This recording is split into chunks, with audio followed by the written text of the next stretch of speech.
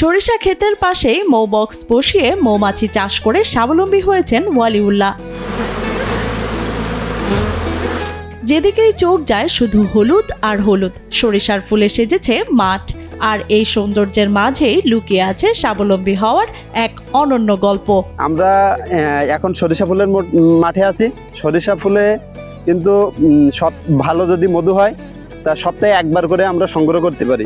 গত 3 বছর ধরে সরিষা ক্ষেতে মৌ বক্স স্থাপন করে সফল হয়েছেন গোলপাতা শপের স্বত্বাধিকারী তরুণ উদ্যোক্তা ওয়ালিউল্লাহ। বর্তমানে তার খামারে রয়েছে প্রায় 200টি মৌ বক্স। এসব মৌ বক্সের মাধ্যমে খাঁটি সরিষার মধু উৎপাদন করে তিনি এখন স্বাবলম্বী। আমি মধু নিয়ে কাজ করি 7-8 বছর। মধু নিয়ে কাজ করার পাশাপাশি আমি প্রায় 3 বছর আগে খামার দিয়েছি। তো আলহামদুলিল্লাহ আমাদের উৎপাদন ভালো। আমাদের প্রায় 200 বক্স আছে। সাতক্ষীরার সদর উপজেলার সাতানি ও কুশখালী এলাকায় এখন বিস্তীর্ণ মাঠ জুড়ে সরিষার আবাদ। এসব ক্ষেতের পাশে সারি সারি মৌ বক্স স্থাপন করা হয়েছে। প্রতিটি মৌ বক্সে একটি করে রানী মৌমাছি থাকে, যাকে ঘিরে হাজারো মৌমাছি দলবদ্ধভাবে মধু সংগ্রহ করে। প্রত্যেকটা বক্সে একটা করে রানী মৌমাছি থাকে। সেই রানী মৌমাছি কিন্তু এই পুরো বক্সটা পরিচালনা করে। আর একটা বক্সে 7 থেকে 8টা করে ফ্রেম থাকে। এই যে একটা ফ্রেম, এরকম 7 থেকে 8টা করে ফ্রেম থাকে। 1 কেজি মধু দিয়ে শুরু করছিলাম বিক্রি করা। তো আমি এই 3 বছর যাবত এই মৌ খামার দিয়েছি। তো আমার প্রায় এখন 200 বক্স আছে। আবহাওয়া অনুকূলে থাকায় প্রতিটি মৌ বক্স থেকে বর্তমানে 3 থেকে 4 কেজি পর্যন্ত মধু সংগ্রহ করা হচ্ছে। সরিষা ফুল থেকে সংগ্রহ করা এই মধু স্থানীয় বাজারে প্রতি কেজি 500 থেকে 600 টাকা দরে বিক্রি হচ্ছে। এই মধু এখন সাতক্ষীরার চাহিদা মিটিয়ে বিদেশেও রপ্তানি হচ্ছে। এবং প্রত্যেকটা বক্সে 4 থেকে 5 কেজি পর্যন্ত মধু হয়। আর এই মধুগুলো আমরা বাজারে ভালো দাম পাচ্ছি এবং আমাদের দেশের চাহিদা মিটিয়েও বিদেশেও রপ্তানি করা হচ্ছে এই মধুগুলো।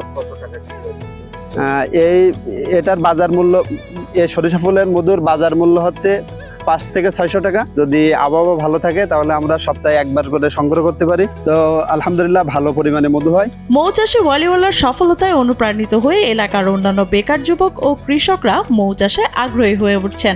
সিলভার টিপ কন্ট্যাক্টে তৈরি নিরাপদ ও নান্দনিক ক্লিক সুইচ নির্ভরতা জীবন জুড়ে।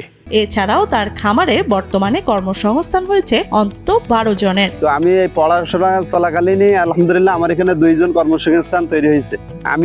আমার সংসার চলতেছে, পাশাপাশি আমার এখানে 2 জন চাকরি করে। তো আলহামদুলিল্লাহ। আর আমার প্রতিষ্ঠানের নাম মেসেজ গোলপাতা শপ। আমার অফিসেও 7 থেকে 8 জন চাকরি করে। তো সব মিলে প্রায় 12-13 জনের কর্মসংস্থান আমার মাধ্যমে হয়েছে। এদিকে সরিষা ক্ষেতে মৌ চাষে কোনো ধরনের ক্ষতি হয় না, বরং মৌমাছির পরাগায়নের ফলে সরিষার ফলন ও উৎপাদন বৃদ্ধি পায় বলে জানান উপজেলা কৃষি অফিসার মোহাম্মদ মনির হোসেন। সরিষা ক্ষেতের পাশে মৌমাছির চাষ করলে আমরা দেখেছি প্রায় 17-25 সরিষার উৎপাদন বৃদ্ধি পায় এবং সেখানে তেলের পরিমাণও বৃদ্ধি পায়। এবং আমাদের মৌমাছি যে শিল্প আছে সেই শিল্পটা এই সরিষার উপর নির্ভর করে দাঁড়িয়ে যাচ্ছে। আমাদের নতুন মৌ চাষের সৃষ্টি হচ্ছে।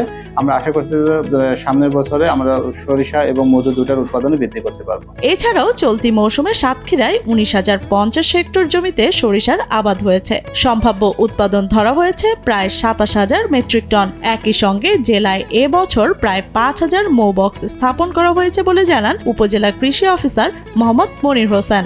সাতক্ষীরার কৃষকের এবার 19,050 হেক্টর জমিতে সরিষা আবাদের যে লক্ষ্যমাত্রা ছিল সে লক্ষ্যে কাজ করে গেছেন। আমাদের এই জমি থেকে প্রায় 27,000 মেট্রিক টনের উপরে মধু সরিষা উৎপাদন হবে বলে আমরা মনে করছি।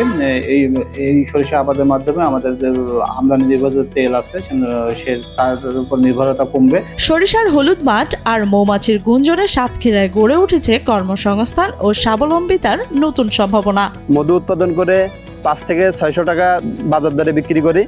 আমাদের দেশের চাহিদা মিটে এই মধুগুলো বিদেশেও রপ্তানি হচ্ছে। যারা বেকার আছে আমি তাদের পরামর্শ দিতে পারি যে আপনারা মৌ সেক্টরে আসতে পারেন।